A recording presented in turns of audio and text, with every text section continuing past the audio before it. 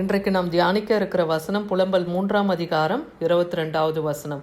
நாம் நிர்மூலம் ஆகாதிருக்கிறது கர்த்தருடைய கிருபையே, அவருடைய இரக்கங்களுக்கு முடிவே இல்லை. அப்போ கர்த்தருடைய கிருபையினாலும் இரக்கத்தினாலும் நாம் இன்னைக்கு நிர்மூலம் ஆகாமல் காணப்படுகிறோம்.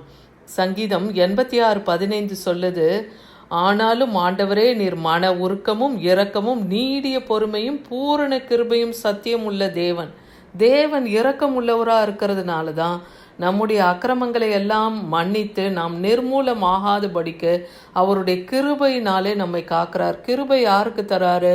தகுதி இல்லாதவனுக்கு தேவன் பாராட்டுகிற ஈவு தான் அந்த கிருபை. அப்போ அவன் ஒருத்தர் தகுதி இல்லாதவனுக்கு தேவன் என்ன பண்றாரு? கிருபையை தராருன்னா அவர் மனதுருகம் உள்ள தேவனா இருக்கிறாரு, அவர் நீடிய பொறுமை உள்ளவரா இருக்கிறார். அதனால தான் அவருடைய பூரண கிருபை சத்தியமுள்ள தேவன்னு சொல்லப்படுது. அவர் பூரணமுள்ள தேவனா இருக்கிறாரு. அவர் சகலத்தையும் நம்முடைய பாவங்களையும் அக்கிரமங்களையும் மன்னிக்கிற தேவனா இருக்கிறாரு இல்லையா?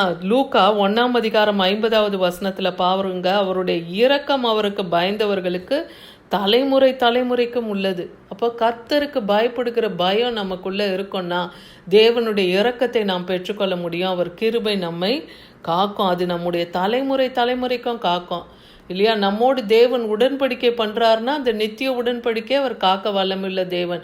என்ன ஆபிரகாமுக்கு வாக்கு பண்ணினார் இல்லையா? அவருக்கு பிள்ளை இல்லாத போது அவர் சந்ததி மணல் அத்தனையாகவும் வானத்து நட்சத்திரங்கள் அளவாக எண்ணிலடங்காத சந்ததி அவருக்கு பெருக பண்ணுவேன்னு அவருக்கு வாக்கு பண்ணினார். உடன்படிக்கையை காத்து கொண்டார் இல்லையா?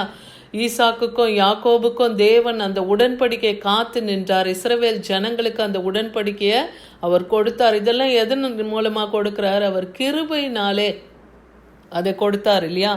அதான் அந்த தலைமுறைக்கும் அந்த கிருபை இருக்கிறத நாம பார்க்குறோம். நெகேமியா 9ஆம் அதிகாரம் 31வது வசனம் பாருங்க, ஆகிலும் உம்முடைய மிகுந்த இரக்கங்களின்படியே அவர்களை நிர்மூலமாக்காமலும் அவர்களை கைவிடாமலும் இருந்தீர், நீர் கிருபையும் இரக்கமும் உள்ள தேவன் சொல்லப்பட்டிருக்கு. இங்கே இஸ்ரவேல் ஜனங்களை குறித்து சொல்லப்படுது. அவங்க எவ்வளவுதான் அந்த ஜனங்க தேவனுக்கு விரோதமாய் பாவத்தையும் அக்கிரமத்தையும் செய்த பொழுதும் தேவனுடைய வார்த்தைக்கு கீழ்ப்படியாம கூட போனாங்க. ஆனாலும் கர்த்தர் தன்னுடைய மிகுந்த கிருபையினாலே அவர்கள் நிர்மூலம் ஆகாதபடிக்கு, அவர்களை கைவிடாதபடிக்கு தன்னுடைய கிருபையினாலும் இரக்கத்தினாலும் அவர்களை காத்து கொண்டார். 32வது வசனத்துல சொல்லப்படுது, உடன்படிக்கையும் கிருபையும் காக்க வல்லமையுள்ள தேவன் சொல்லப்பட்டிருக்கு.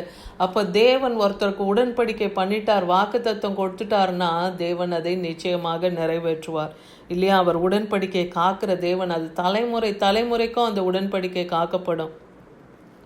அப்ப தேவன் கிருபை செய்ய வல்லமையுள்ள தேவனா இருக்கிறார். அவர் இரக்கத்தில் ஐஸ்வர்யம் உள்ளவர்னு வேதவசனம் சொல்லுது. அவர் இரக்கமும் மனதுருக்கமும் நீடிய சாந்தமும் மிகுந்த கிருபை உள்ளவர்னு வசனம் சொல்லுது. அப்போ அப்படிப்பட்ட தேவனிடத்துல நாம் கிருபையை ஒவ்வொரு நாளும் நமக்கு கேட்டு பெற்றுக்கொள்ளணும். ஏன்னா காலைதோறும் அவருடைய கிருபைகள் புதிதாக இருக்குன்னு வேதத்தில் சொல்லப்படுது. அப்போ நம்ம நிர்மூலம் ஆகாதபடிக்கு அழியாதபடிக்கு இருக்கணும்னா காலைதோறும் அவருடைய சமூகத்தில் நாம் நித்தமும் அவருடைய கிருபையை ஒவ்வொரு நாளும் அவருடைய இரக்கத்தையும் கிருபையும் நாம் கேட்டு பெற்றுக்கொள்ளணும். ஏன்னா மீகா 7:18-19வது வசனத்தில் பாருங்க, கர்த்தர் தமது சுதந்திரத்தில் மீதியானவர்களுடைய அக்கிரமத்தை பொறுத்து மீறுதலை மன்னிக்கிற தேவருக்கு ஒப்பான தேவன் யார்? ஒரு மனுஷன் மீறி நடக்கிறான்னா அவனை மன்னிக்கிறதுக்கு தேவனிடத்துல தயை வேணும். அந்த தயை தேவன் அதிகமாக இஸ்ரவேல் ஜனங்களுக்கு கொடுத்ததை பார்க்குறோம். அவர் கிருபை செய்ய விரும்புகிறபடியால் அவர் என்றைக்கும் கோபம் வையார். அப்போ ஒரு மனுஷன் மேலே அவர் கிருபை பாராட்டணும்னு நினைச்சாருன்னா அந்த மனுஷன் மேலே அவர் கோபம் கொள்ள மாட்டாராம்.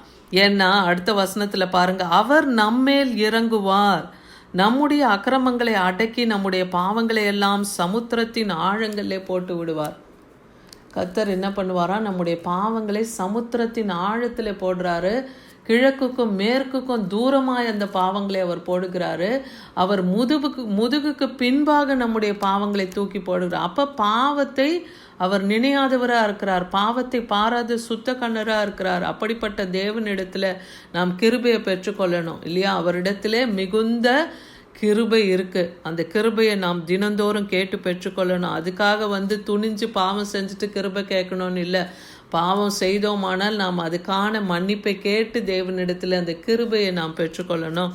சங்கீதம் 78:38 பாருங்க, அவரோ அவர்களை அழிக்காமல் இரக்கம் உள்ளவராய் அவர்கள் அக்கிரமத்தை மன்னித்தார். அவர் தமது உக்கிரம் முழுவதையும் எழுப்பாமல் அநேக தரம் தம் கோபத்தை விலக்கிவிட்டார். ஏன்னா இஸ்ரவேல் ஜனங்கள் என்ன பண்ணுறாங்க, எகிப்துடைய விக்கிரகங்களை நீங்கள் வணங்காதீங்க, அந்த நரகலான விக்கிரகங்களை அதை அருவறுத்து தள்ளுங்கன்னு சொல்லுவார். ஆனால் அதை கேட்காத அந்த ஜனங்க என்ன பண்ணுறாங்க, அவர் கோபம் மூட்டிக்கிட்டே இருக்காங்க. ஆனாலும் கர்த்தர் தன்னுடைய இரக்கத்தினாலே அநேக தரம் அவங்க கோபத்திலேருந்து அவங்கள விலக்கி விட்டார்னு பார்க்குறோம்.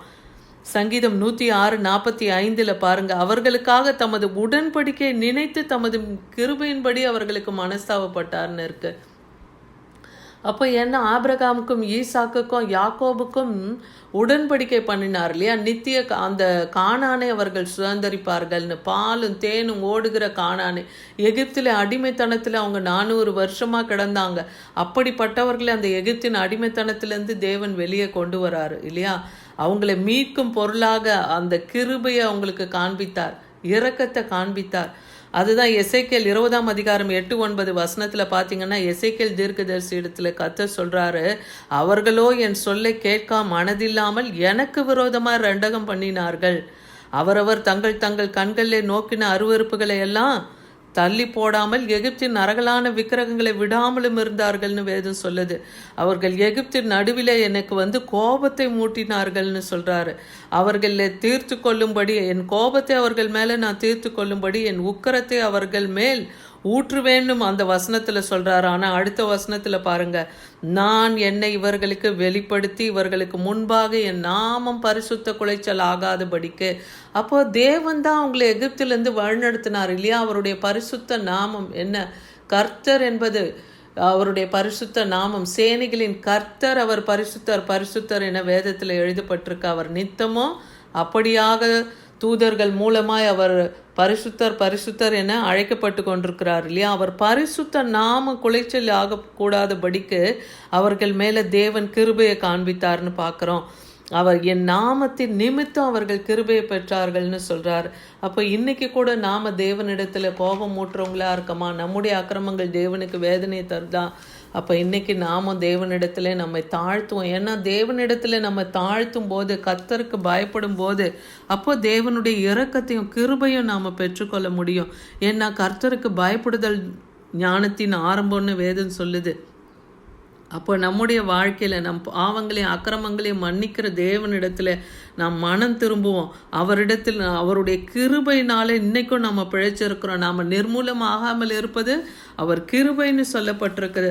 அப்படிப்பட்ட தேவனுடைய கிருபையை நாம் பெற்றுக்கொள்ள, என்னாலும் நாம் நிர்மூலமாகாமல் இருக்க கர்த்தரை மாத்திரம் நாம் பற்றி கொண்டு அவர் நாமத்துக்கு நம்ம பயந்து இல்லையா, அவர் கட்டளைகளை கை கொண்டு அவர் கட்டளைகளுக்கு நம்ம கீழ்ப்படிந்து நடக்கும்போது தலைமுறை தலைமுறை தோறும் அவருடைய கிருபை உண்மையும் சத்தியமாக இருக்க, அந்த கிருபையும் உண்மையும் காக்க வளமுள்ள தேவனாக அவர் இருக்கிறார்.